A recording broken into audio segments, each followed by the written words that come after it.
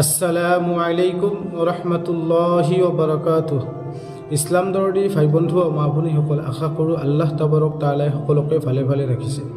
তো ইছলাম দৰদী ভাই বন্ধুসকল, আজি মই আপোনালোকক এই ভিডিঅ'টোত জনাব গৈ আছোঁ যে আপোনালোকে নামাজ পঢ়াৰ পিছত যেতিয়া দোৱা কৰে তেতিয়া মুনাজাত কৰাৰ সময়ত কি মুনাজাত কৰিব, কোনটো মুনাজাত বেছি উত্তম ভাল, আৰু মা বাবাৰ কাৰণে বিশেষকৈ মা বাবাৰ কাৰণে কোনটো মুনাজাত কৰিব লাগে, মা বাবাৰ কাৰণে আল্লাহ তাবাৰক তাআলাই আমাক কুৰআন শৰীফত কোনটো দোৱা দিছে, কোনটো মুনাজাত দিছে, কোনটো পঢ়া উত্তম, এই বিষয়ে আজি মই আপোনালোকক জনাম। গতিকে যিসকল ভাইয়ে আৰবী পঢ়িব নাজানে তেখেতসকলেও এই ভিডিঅ'টো শেষলৈকে চাই থাকিব, অকণো স্কিপ নকৰিব।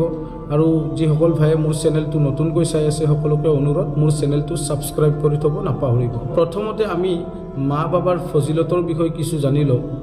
নবী কৰিম সাল্লাল্লাহু আলাইহি ওয়াসাল্লামে ইৰশাদ ফৰমাইছে, কোনোবা সন্তানে যেতিয়া মা বাবাৰ পিনে মহাব্বতৰ সৈতে মৰমৰ সৈতে এবাৰ চাই আল্লাহ তাবাৰক তাআলাই তেওঁক এটা হজ কৰাৰ সৱাব লিখি দিয়ে।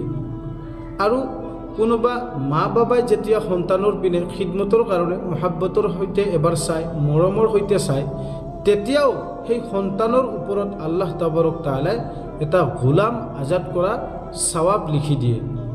এদিনাখন নবী কৰিম সাল্লাল্লাহু আলাইহি ওয়াসাল্লামে সাহাবাসকলক সুধিলে যে তোমালোকে কোৱাচোন আল্লাহৰ ৰাস্তাত খৰচ কৰাতকৈও উত্তম খৰচ কোনটো, আৰু আল্লাহৰ ৰাস্তাত 1 টকা খৰচ কৰিলে 7 লাখ টকা খৰচ কৰাৰ সৱাব পোৱা যায়। তো সাহাবা ৰাদিয়াল্লাহু তাআলা আনহুমসকলে ক'লে, ইয়া ৰাছূলুল্লাহ, আল্লাহে জানে আৰু আপুনি জানে। তেতিয়া নবী কৰিম সাল্লাল্লাহু আলাইহি ওয়াসাল্লামে সাহাবাসকলক ক'লে যে মা বাবাৰ পিছত খৰচ কৰাটো আল্লাহ তাবাৰক তাআলাৰ ৰাস্তাত খৰচ কৰাতকৈও উত্তম। আৰু নবী কৰিম সাল্লাল্লাহু আলাইহি ওয়াসাল্লামে যেতিয়া মিৰাজত গৈছিল, জান্নাতত প্ৰৱেশ কৰাৰ পিছত জান্নাতত কুৰআন শৰীফ তিলাৱাত কৰা শব্দ শুনা পালে। তে শব্দ পাই কেনে নবী কৰিম সাল্লাল্লাহু আলাইহি ওয়াসাল্লামে সুধিলে যে এইটো কোনে কুৰআন শৰীফ তিলাৱাত কৰি আছে, কাৰ তিলাৱাত হয়? ক'লে যে নুমান বিন হাৰিছা ৰাদিয়াল্লাহু তাআলা আনহু। তেতিয়া নবী কৰিম সাল্লাল্লাহু আলাইহি ওয়াসাল্লামে ক'লে যে তেওঁতো মদিনাতহে বহি আছে, মদিনাতহে বহি কুৰআন শৰীফ তিলাৱাত কৰি আছে। তেতিয়া তেওঁ ক'লে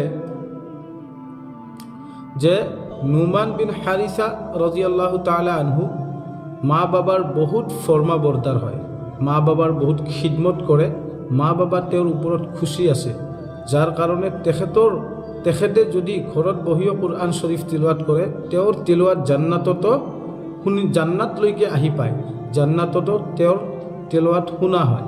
এদিনাখন হজৰত মুছা আলাইহিস সালামে আল্লাহ তাবাৰক তাআলাক সুধিলে, ইয়া আল্লাহ, জান্নাতত মোৰ লগত কোন থাকিব, মোৰ লগৰীয়া কোন হ'ব? তেতিয়া আল্লাহ তাবাৰক তাআলাই মুছা আলাইহিস সালামক ক'লে যে জান্নাতত তোমাৰ লগত এজন কচাই থাকিব।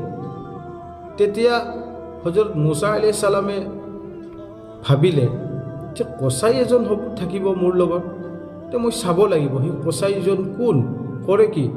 তেতিয়া মুছা আলাইহিস সালামে সেই কচাইজনক বিচাৰি বজাৰত গ'ল, বজাৰত দেখা পালে সেই কচাইজনে মাংস বিক্ৰী কৰি আছে। মুছা আলাইহিস সালামে বহি চাই থাকিল। অৱশেষত যেতিয়া দোকান বন্ধ কৰিলে, এটা মাংসৰ টুকুৰা এটা মোনাত ভৰাই পিঠিত লৈ কেনে ঘৰলৈ যাব ওলাল। তেতিয়া মুছা আলাইহিস সালামে ক'লে যে ময়ো আপোনাৰ লগত যাব পাৰিমনে? সেই ব্যক্তিজনে মুছা আলাইহিস সালামক চিনি নাপায় যে এওঁ হজৰত নবী মুছা আলাইহিস সালাম হয়। তেতিয়া তেওঁ ক'লে ঠিক আছে আহক। তেতিয়া সেই মানুহজন ঘৰত গৈ কেনে সেই মাংসৰ টুকুৰাটো সৰু সৰু পিচ কৰিলে, কাটি বনালে, তাৰপিছত আটা ওলাই কেনে আটা মাৰিলে, ৰুটি বনালে, বনাই কেনে ৰুটি আৰু চব্জি বনাই কেনে নিজৰ মাক শুই আছিলে, বুঢ়ী মা জয়ীফ বহুত কমজোৰ শুই আছিলে, তেখেতক উঠাই বহাই ধুনীয়াকৈ এখন হাতেৰে ধৰি আৰু আন এখন হাতেৰে তেখেতক খুৱাই দিলে। খুৱাই দিয়াৰ পিছত সেই বুঢ়ী মাজনীয়ে কিবা ক'লে, যিখিনি কথা মুছা আলাইহিস সালামে বুজি পোৱা নাছিলে। আৰু মুছা আলাইহিস সালামে অৱশেষত সেই ব্যক্তিজনক সুধিলে এইটো কোন হয়, এইজনী কোন হয়? তেতিয়া সেই ব্যক্তিজনে ক'লে যে এইজনী মোৰ আম্মাজান হয়। আৰু মুছা আলাইহিস সালামে সুধিলে তোমাক খিদমত কৰাৰ পিছত কি ক'লে? তোমাৰ আম্মাই যে কিবা বাক্য ক'ল সেইখিনি কি মই বুজি পোৱা নাই। তেতিয়া সেই ব্যক্তিজনে হাঁহি মাৰি কিনে মুছা আলাইহিছ সালামক ক'লে যে মোৰ আম্মাৰ বয়স হৈছেতো, সেইকাৰণে যিদিনাই মই খিদমত কৰোঁ, খিদমত কৰা শেষ হোৱাৰ পিছত মোৰ আম্মাই কয় যে মুছা আলাইহিছ সালাম তোমাৰ লগত থাকিব জান্নাতত, তোমাৰ লগৰীয়া হ'ব, এনেকৈ কয়। তাৰপিছত মুছা আলাইহিছ সালামে সেই ব্যক্তিজনক ক'লে যে নিশ্চয় আল্লাহ তাবাৰক তাআলাই তোমাৰ আম্মাৰ দোৱা কবুল কৰিছে। তো ভাই মহতৰম দোস্ত বুজুৰ্গ, এই ফজিলতখিনি ৱাকিয়াখিনি কোৱাৰ উদ্দেশ্য এটাই, যিসকল ভাই বন্ধুৰ মা বাবা এতিয়াও জীৱিত আছে তেখেতসকলে যাতে কোনো কাৰণতে মা বাবাক অৱহেলা নকৰে, মা বাবাৰ খিদমত কৰক। মাৰ ভৰিৰ তলত জান্নাত আছে আৰু বাবা হ'ল জান্নাতৰ দৰ্জা। গতিকে মা বাবাৰ পিনে তেৰা নজৰত চাব আপোনালোকৰ জান্নাত আপোনালোকৰ পৰা আঁতৰত গুচি যাব।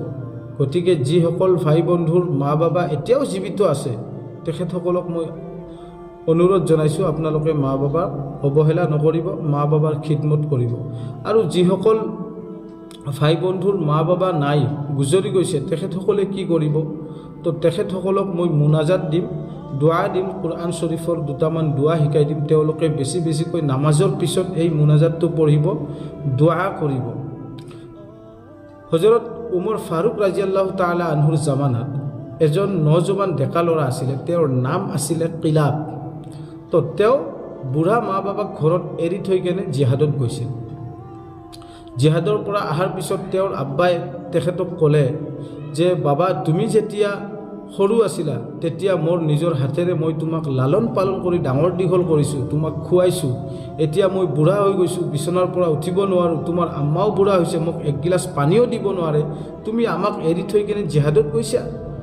যেতিয়া এই খবৰটো হজৰতে উমৰ ফাৰুক ৰাজিয়াল্লাহু তাআলা আনহুৱে পালে, তেতিয়া হজৰত উমৰ ফাৰুক ৰাজিয়াল্লাহু তাআলা আনহুৱে সেই নজৱান ডেকা ল'ৰাজনক মাতি পঠিয়ালে। মাতি লৈ আনি মছজিদত এনেকুৱাকৈ পিটিলে, বহুত পিটিছে।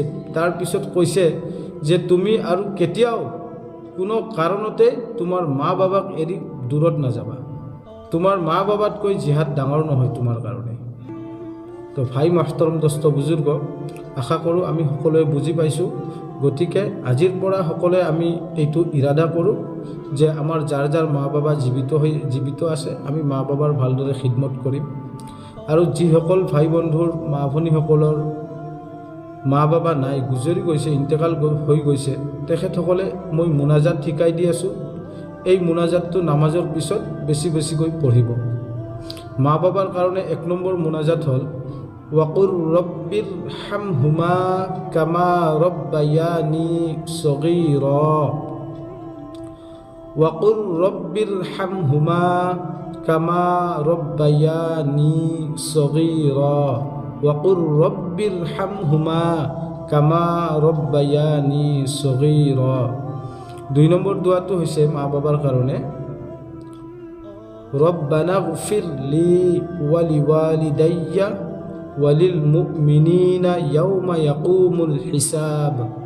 রব্বানা গফির লি ওয়ালিওয়ালিদাইয়া ওয়ালিল মুমিনিন ইয়াউমা ইয়াকুমুল হিসাব। রব্বানা গফির লি ওয়ালিওয়ালিদাইয়া ওয়ালিল মুমিনিন ইয়াউমা ইয়াকুমুল হিসাব। এই দোয়াটো, এই মুনাজাতটো সৰ্বপ্ৰথমতে হজৰতে আদম আলাইহিস সালাতু ওয়াসসালামে পঢ়িছিলে। যেতিয়া তেখেতৰ ওপৰত আল্লাহ নাৰাজ হৈ গৈছিল, জান্নাতৰ পৰা উলিয়াই দিছিল, তেতিয়া হজৰত আদম আলাইহিস সালামে এই দোয়াটো পঢ়িছিলে। সেই দোয়াটো হ'ল ৰব্বানা যালামনা আনফুসানা ওয়া ইল্লাম তাগফির লানা ওয়া তারহামনা লানাকুনান্না মিনাল খাসিরিন। রব্বানা যালামনা আনফুসানা ওয়া ইল্লাম তাগফির লানা ওয়া তারহামনা লানাকুনান্না মিনাল খাসিরিন। রব্বানা যালামনা أنفسنا وإن لم تغفر لنا وترحمنا لنكونن من الخاسرين. السلام عليك يا رسول الله.